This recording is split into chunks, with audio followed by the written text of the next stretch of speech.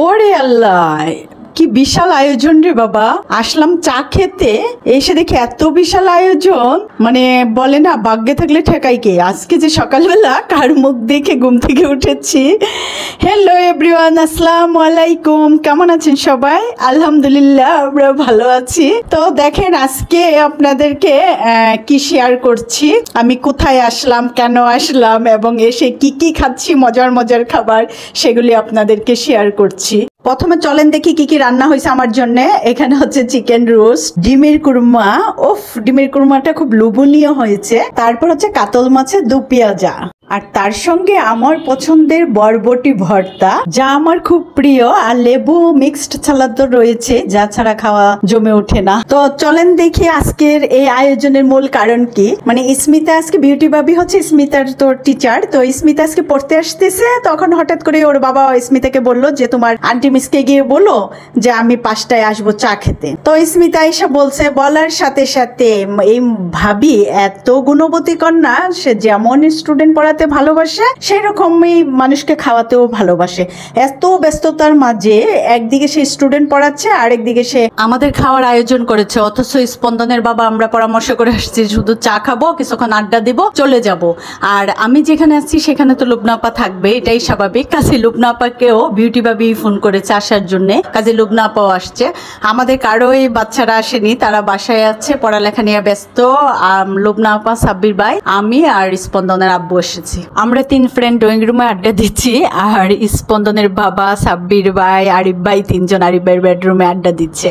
সাব্বির ভাই এসেই শুয়ে পড়েছে, কারণ সাব্বির ভাই খুব টায়ার্ড, সে অফিস থেকে ডাইরেক্ট আসছে। যদিও স্পন্দনের বাবাও অফিস থেকে ডাইরেক্ট এখানে চলে আসছে, দুইজনেই। সাব্বির ভাই তো সেই সকালে গিয়েছে, এসে টায়ার্ড, মতিঝিল থেকে আসতে আসতে অনেক সময় লেগে গিয়েছিল, তাই ডাইরেক্ট বিউটি বাবির বাসায় চলে আসছে। এসে হাত মুখ ধুয়ে ফ্রেশ হয়ে একদম এসি সেরে বাবির বেডেই শুয়ে পড়েছে। আর বিউটি বাবি আর আরিফ ভাই হচ্ছে খুবই শৌখিন, তাই বিউটি বাবির বাসাটা সবসময় খুব সাজানো গোছানো থাকে। আমরা তো সবসময় দেখা যায় যে হুট করেই বাবির বাসায় চলে আসি আড্ডা দেওয়ার জন্য, যখনই ইচ্ছে করে তখনই। তো এই তো শুধু আড্ডা দিলে তো চলবে না, খাওয়া দাওয়ার পর্বটাও তো শেষ করতে হবে, কারণ ওইদিকে বাচ্চারাও বাসায় একা, আবার বাসায় যেতে হবে। তো রাতও হয়ে গেছে, গল্প গুজব করতে করতে অনেক রাত হয়ে গেল।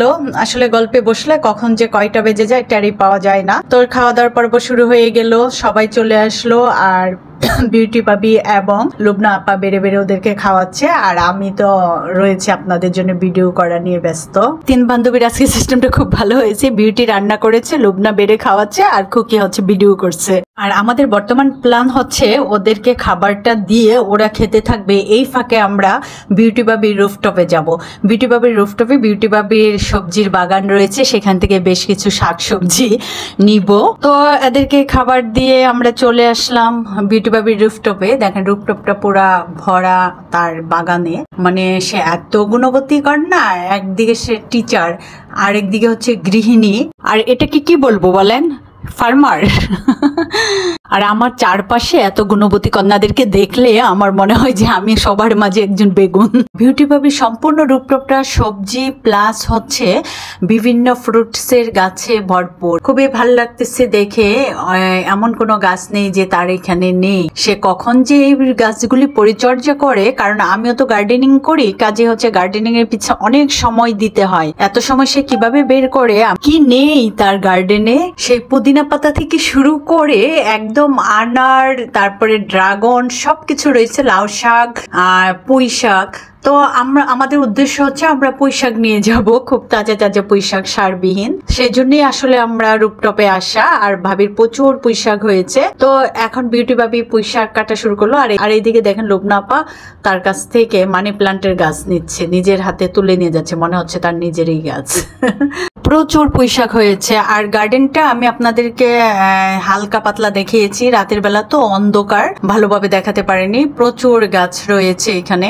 এমনিতেই আমি গাছপ্রেমী মানুষ, তো গার্ডেনে আসলে আমার এমনিতেই খুবই ভালো লাগে, তাই এখানে এসে খুব ভালো লাগছে। আর এই যে ড্রাগন গাছে ড্রাগন ধরে আছে, প্রচুর ড্রাগন গাছ হয়েছে।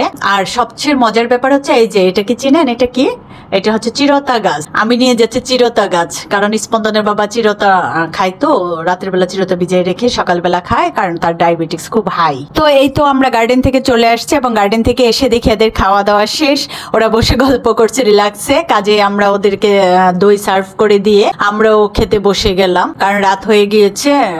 খাওয়াটা শেষ করে এক্ষুনি আমরা আবার রওনা দিয়ে দিব বাসার উদ্দেশ্যে। রাত্রে তো আর থাকা যাবে না, বাচ্চারা রয়েছে। আর এদিকে বিউটি ভাবি কি করছে আমি আপনাদেরকে দেখাই। দেখেন বিউটি ভাবি কিচেনে এসে তার স্টুডেন্টদের জন্য খাবার রেডি করছে। আমাদের কিন্তু এটা মাথায় নাই, কারণ বাসায় খাবার রান্না করে রেখে আসছি। আর বিউটি ভাবি ঠিকই মাথায় রয়েছে তার স্টুডেন্টরা আসেনি, তারা বাসায় একা রয়েছে, ওদের খাবারটা দিয়ে দিতে হবে, তাই সেই খাবার প্যাক করে দিচ্ছে কি সুন্দর করে। আর এইদিকে রুকসানা কি করছে দেখেন, রুকসানা আমাদের শাকসবজিগুলি প্যাক করে দিচ্ছে। তো এই তো আপনাদের সাথে অনেক বকবকানি হলো, খাওয়া দাওয়া হলো, অনেক আড্ডা গল্প গুজব হলো। এখন বাসার উদ্দেশ্যে রওনা দিয়ে দিব, আর সেই সাথে আপনাদের কাছ থেকে বিদায় নিয়ে নিচ্ছি। আল্লাহ হাফেজ, বাই বাই, ভালো থাকবেন সবাই।